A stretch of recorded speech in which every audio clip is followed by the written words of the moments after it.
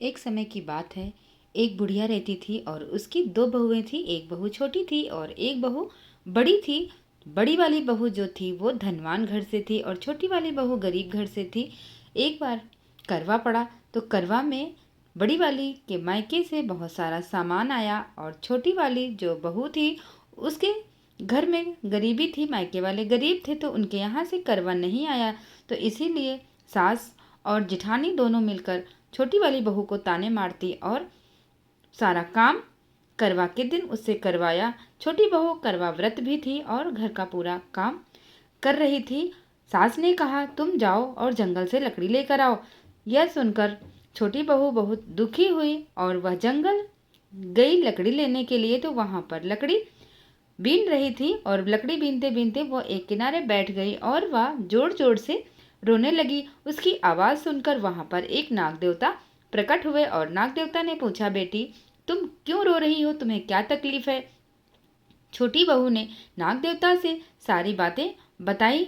कहा कि मेरे मायके वाले बहुत गरीब हैं और आज करवा चौथ है तो मेरे यहाँ से कोई त्योहार पे त्योहारी नहीं आई है और मेरी जिठानी अमीर घर से है तो मेरी जिठानी के यहाँ त्योहारी आई है। मेरी सास के लिए कपड़े आए हैं, जिठानी के लिए कपड़े आए हैं, लेकिन मेरे मायके से कुछ भी नहीं आया। तो इसीलिए मेरी सास और जिठानी मुझे ताने मारती हैं, मुझसे घर के सारे काम करवाए हैं। आज मैं व्रत हूँ लेकिन फिर भी उन लोगों ने मुझे जंगल भेज दिया है लकड़ी लाने के लिए। यही दुख है मेरा, इसी वजह से मैं बहुत दुख हूँ। यह सुनकर नाग देवता ने कहा, बेटी तुम चिंता ना करो और अपने घर जाओ और जहाँ से तुम्हारे यहाँ बाहर का रास्ता है, जैसे कि नापदान का रास्ता, नाली तुम्हारी घर के बाहर से आई हुई है, तुम वहाँ पर जाना और खूब अच्छे से नाली की सफाई कर देना। मैं तुम्हारे लिए करवा लेकर आऊँगा। यह सुनकर छोटी रानी घबराई और घबराने के बाद वह अपने घर आ गई, लेकिन उसके मन में बहुत डर लग रहा था कि नाग देवता कैसे आएंगे मेरे घर पे, कहीं मेरी सास मुझे मारे पीटे ना। यह सब सोचकर मन में बहुत परेशान थी, लेकिन उसने फिर भी अपने नापदान की खूब अच्छे से सफाई की। जो नापदान की जो नाली होती है उसको बहुत अच्छे से छोटी बहू ने साफ किया और दोपहर का समय था। दोपहर में नाग देवता उसी नापदान के रास्ते से घर के अंदर प्रवेश हुए और आंगन में आ गए। छोटी बहू ने नाग देवता को देखा तो बड़ी खुश हुई और कहने लगे नाग देवता की, बेटी मैं तुम्हारे लिए त्योहार पे त्योहारी लेके आया हूँ, तुम्हारे लिए मैं करवा लेकर आया हूँ। यह सुनकर छोटी बहू बहुत खुश हुई, लेकिन उसे कहीं करवा दिखाई नहीं दे रहा था। नाग देवता ने अपना फन पटक दिया आंगन में और वहां पर एक बहुत ही सुंदर सोने का करवा, बहुत सारे कपड़े, मिठाई, जो भी करवा चौथ का सामान होता है, पूजा का सारा सामान एक साथ सब कुछ आ गया। यह देखकर छोटी रानी बड़ी खुश हुई और उसकी सास की तो खुशी का ठिकाना ही नहीं रहा। सास बहुत खुश हुई और कहने लगी, ये कौन है। तो नाग देवता ने कहा कि मैं आपकी छोटी बहू का भाई हूँ। सास ने कहा, बहू तुमने मुझे कभी बताया नहीं कि तुम्हारा कोई भाई भी है।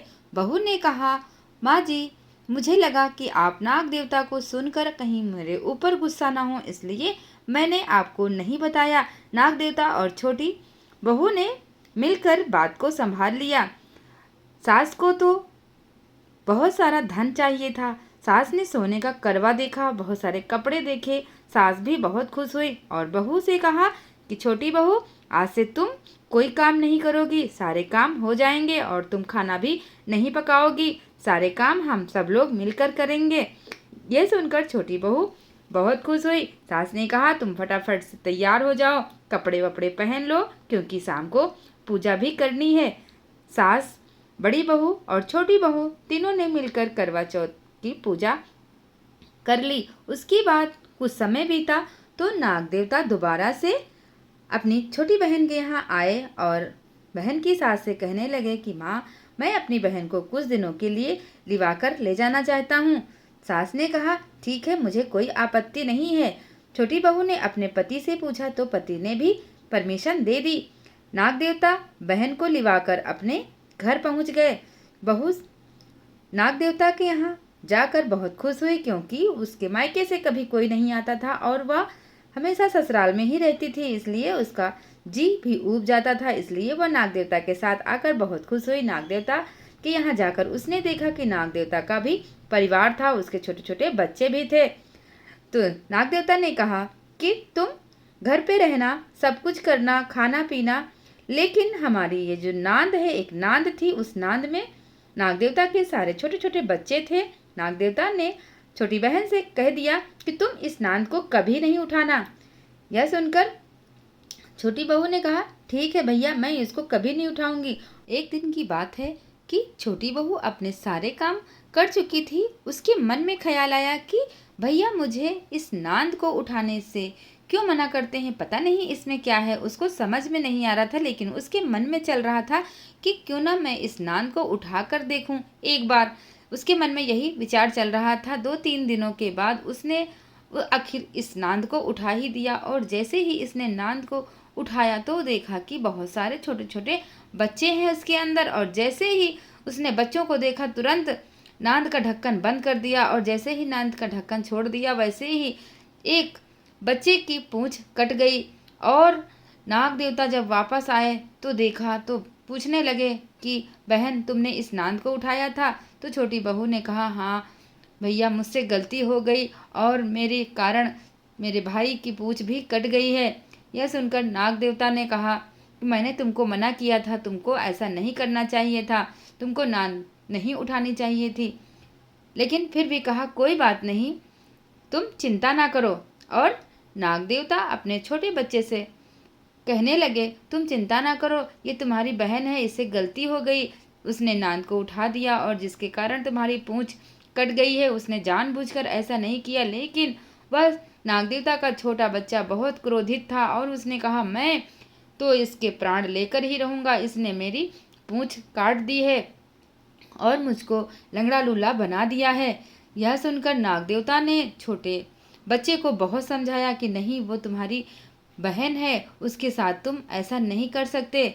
मैंने उसको अपनी बहन माना है और मैं उसके ससुराल से उसको लिवा कर लाया हूँ।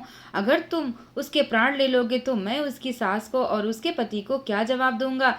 यह सुनकर छोटे बच्चे ने कहा कि अगर मैं इसको यहाँ नहीं डसूंगा तो मैं इसके ससुराल में जाकर इसको डसूंगा।